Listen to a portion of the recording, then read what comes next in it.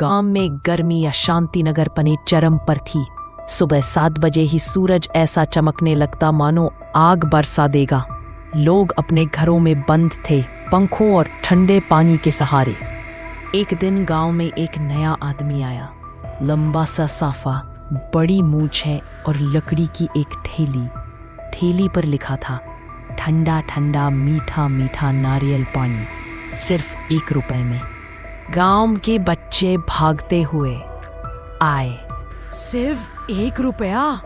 अरे वाह, इतनी गर्मी में ठंडा नारियल पानी। पहली बार गांव वालों ने देखा कि इतना मीठा और ठंडा नारियल पानी कोई दे रहा है, वो भी सिर्फ 1 रुपए में। कोई यकीन ही नहीं कर पा रहा था। केशव, गांव का एक समझदार बूढ़ा, बोला, इतनी सस्ती चीज, जरूर कोई चाल है इसमें। लेकिन गर्मी में जब जान हलक में आ रही हो तो चाल कौन देखता है। सबने पीना शुरू कर दिया। एक दिन गांव की एक लड़की चंपा नारियल पीने के बाद घर नहीं लौटी।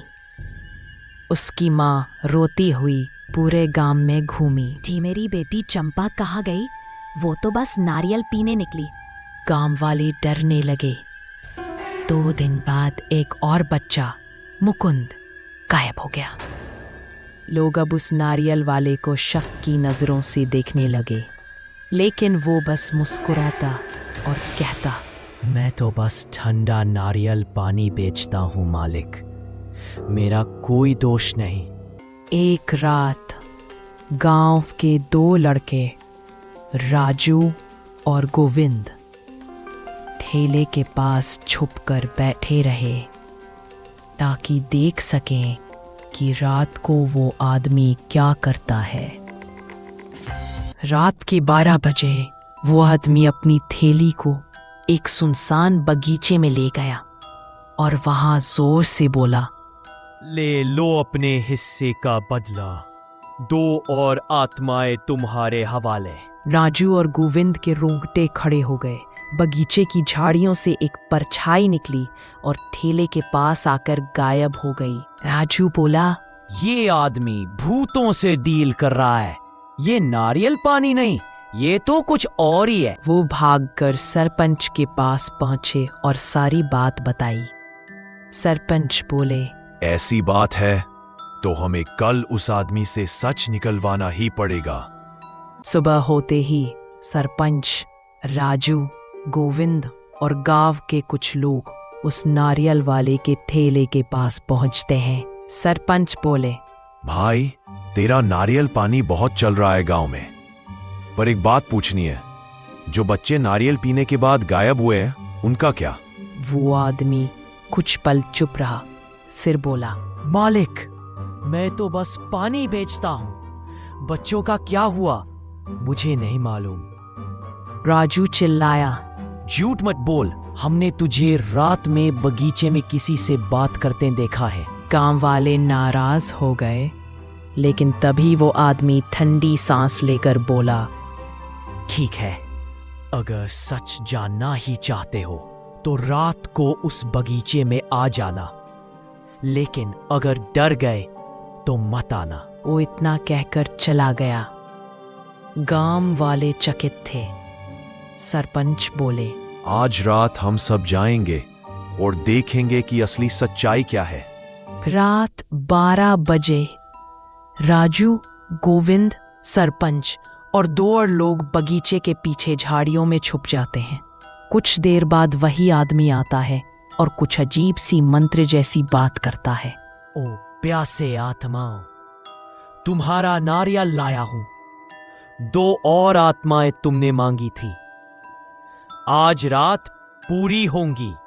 ठेले की बॉक्स अपने आप खुलती है और उसमें से एक अजीब धुआं निकलता है, जैसे किसी ने धूप या आग जलाई हो। झाड़ियों में बैठे लोग कांपने लगते हैं। तभी राजू फुसफुसाया, वो धुआं, वो तो कोई आत्मा लग रही है। गोविंद बोला, इससे पहले कि हम भी गायब हो जाएं, चलो इसे पकड़ते हैं। सभी दौड़कर बाहर आते हैं। गांव वाले उस आदमी को पकड़ लेते हैं। सरपंच बोले, अब सच बोल, वरना पूरे गांव के सामने तेरी ठेली जला देंगे। वो आदमी हंसने लगता है, एक डरावनी हंसी। तुम नहीं जानते, ये नारियल नहीं, प्यासे आत्माओं का द्वार है। राजू ने उसकी ठेली खोल दी। अंदर रखे नारियलों में से एक नारियल फूटा हुआ था, लेकिन उसमें से पानी नहीं, काली राख और बाल निकले। सभी घबरा गए। गोविंद चिल्लाया, ये तो काला जादू है। उस आदमी ने गुस्से में आंखें घुमाई। मेरे भाई की आत्मा भूखी है, वो मर गया था गर्मी में प्यास से। अब मैं उसे आत्माएं देता हूं ताकि वो चैन से रहे। सरपंच बोले, पागल हो गया है तू? बच्चों की जान ले रहा है किसी मरे हुए के लिए। वो चिल्लाया, तुम सबने मेरे भाई को तड़पते देखा और कोई पानी नहीं दिया। अब सबकी बारी है। इतना कहकर उसने एक मटका उठाकर जमीन पर फोड़ा। फिर से वही काला धुआं निकला, लेकिन इस बार वो हवा में घूमकर केशव के पास गया। केशव गिर गया, उसकी आंखें सफेद हो गईं और वो बेहोश हो गया। राजू चिल्लाया, अब ये आत्माएं हमारे अंदर घुस रही हैं। सुबह होते ही गांव में अफरा तफरी मच जाती है। लोग चिल्ला रहे थे। केशव ने तो पूरी रात किसी को सोने नहीं दिया। जोर जोर से चिल्लाता रहा, कभी रोता तो कभी हंसता। राजू, गोविंद और सरपंच मिलकर केशव के घर जाते हैं। केशव बिस्तर पर पड़ा है, आंखें खुली हुई, लेकिन वो किसी को नहीं देख रहा, जैसे किसी और दुनिया में हो। राजू चिल्लाया, केशव, पहचान मुझे, मैं राजू हूँ। केशव अचानक बैठ जाता है, पर उसकी आवाज बदल चुकी होती है, भारी और डरावनी। केशव अजीब आवाज में, तुम सबको उसका बदला चुकाना होगा, प्यास से मरने का बदला। गीता डरकर पीछे हट जाती है। ये केशव नहीं है, कोई और बोल रहा है इसमें से। गोविंद फुसफुसाया, हमें तुरंत पंडित जी को बुलाना होगा। कुछ देर बाद गांव के पुराने तांत्रिक पंडित नारायण दास आते हैं। वो पूरे गांव में सिर्फ एक थे जो भूत प्रेत पर विश्वास करते थे, पंडित नारायण। इस आदमी पर किसी तांत्रिक आत्मा का साया है और ये आत्मा नारियल से जुड़ी है। सरपंच बोले, उस भूतिया नारियल वाले को थाने भेज दिया है। अब ये आत्मा क्या चाहती है? पंडित, वो नारियल वाला सिर्फ एक माध्यम था, असली खेल तो किसी और का है। शायद कोई तीसरा व्यक्ति है जो इस आत्मा को नियंत्रित कर रहा है। राजू चौंका। क्या मतलब ये सब उस भिखारी की प्लानिंग नहीं थी? पंडित, नहीं, ये कोई पुराना श्राप है जो गर्मी की इस तपती लू में फिर से जाग गया है। कोई पुरानी कहानी है यहाँ छुपी हुई। गोविंद बोला, अब तो बहुत वर्षों से गांव में है, कुछ याद है? पंडित आंखें बंद करते हैं और एक पुराना किस्सा सुनाते हैं। कई साल पहले इस गांव में एक गरीब लड़का था, शंकर। वह बहुत गरीब था पर मेहनती। गांव के कुछ अमीर लोगों ने एक बार उसकी पूरी बाल्टी पानी फेंक दी थी गर्मी में, मजाक उड़ाते हुए। उसी दिन वो लू लगने से मर गया। गीता बोली, क्या वो नारियल वाला उसका भाई था? पंडित, हाँ, और मरने से पहले शंकर ने श्राप दिया था, एक दिन इस गांव की गर्मी ही सबको झुलसा देगी। तब सब समझेंगे प्यास क्या होती है। शायद उसकी आत्मा आज भी प्यास से भटक रही है। राजू डर गया। मतलब गांव अब शापित है? पंडित, नहीं, जब तक आत्मा को शांति नहीं मिलेगी ये श्राप जारी रहेगा। गोविंद बोला, तो अब क्या करें? केशव को बचाना है। पंडित आत्मा से बात करनी होगी। जहां उसका श्राप शुरू हुआ वहां पूजा करनी होगी, गांव के पुराने सूखे कुएं पर। सरपंच आदेश देते हैं। आज रात हम सब पुराने कुएं पर जाएंगे। रात होती है। गर्मी और डर का अजीब माहौल है। गांव के कुछ लोग, पंडित और केशव जिसमें आत्मा है, कुएं पर पहुंचते हैं। पंडित मंत्र पढ़ना शुरू करते हैं, लेकिन तभी केशव हंसने लगता है। तुम सबको लगता है मैं सिर्फ प्यासा हूं? मैं बदला भी चाहता हूं। राजू चिल्लाया। बताओ किससे बदला? आत्मा बोली। गांव के एक आदमी ने हमें झूठे चोरी के इल्जाम में फंसाया था। मेरी मौत उसी की वजह से हुई। पंडित बोले। तुम उस आदमी का नाम बताओ, तभी तुम्हें मुक्ति मिलेगी। आत्मा बोली। उस आदमी का नाम है सुरेश, सरपंच सुरेश। सब लोग चौंक जाते हैं। सरपंच पीछे हटता है। नहीं, झूठ है ये। मैं कुछ नहीं जानता। अब सब सच सामने आ गया है। सुरेश, बता दो क्या किया था तूने सालों पहले। सुरेश की सांसें तेज हो जाती है। डरते डरते वो बोलता है। हाँ, शंकर और उसका भाई नारियल बेचते थे, लेकिन उनके पास एक बार कुछ पैसे गुम हो गए और मैंने उन्हें चोरी में फंसा दिया।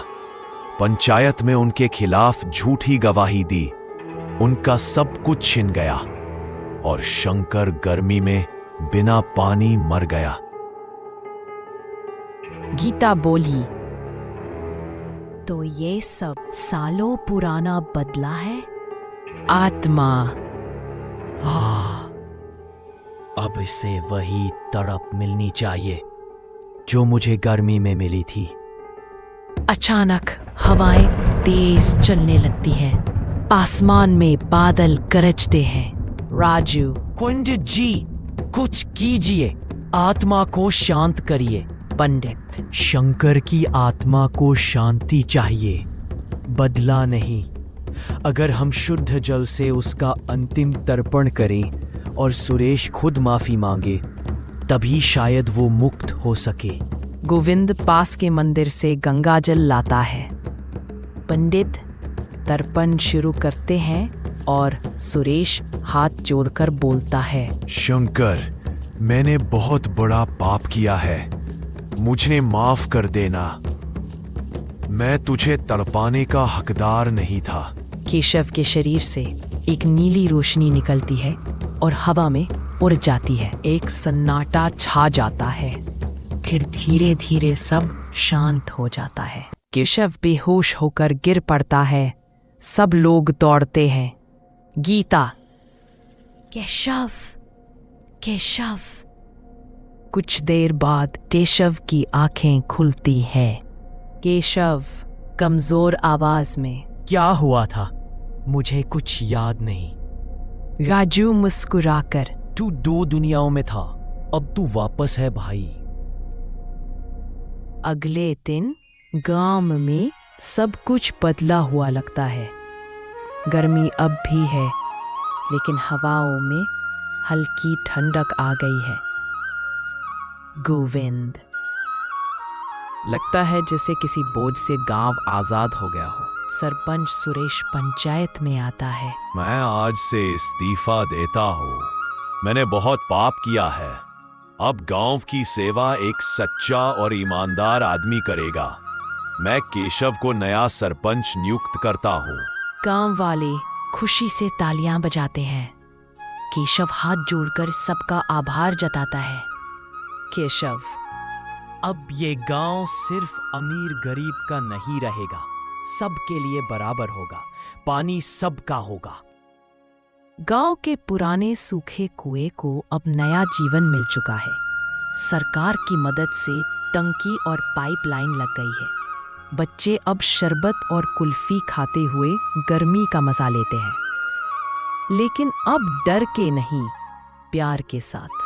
समय चाहे जितना भी बीत जाए, पाप और सच्चाई दोनों का हिसाब जरूर होता है।